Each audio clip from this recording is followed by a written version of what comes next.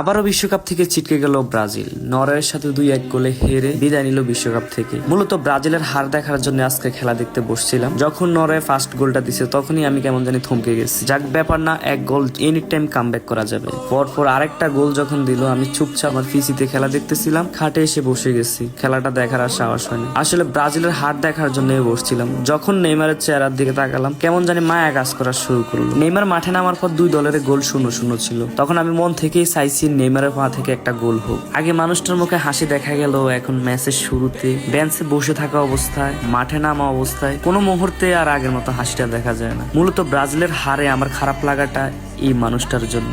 Bed lakh নেমি আসলে একজন প্রকৃত ফুটবল লাভার, কখনো বিশ্বসেরা প্লেয়ারদের নিয়ে ট্রল করে না। তবে মাঝে মাঝে ওই টিমগুলোর প্রতি প্রচন্ড ঘৃণা জন্মায়, শুধুমাত্র তাদের কিছু টক্সিক ফ্যান বেজের কারণে। যাই হোক নেমি, আলবিদা। জানি না 30 বিশ্বকাপে তোমাকে দেখবো কিনা, তবে আশায় থাকবো।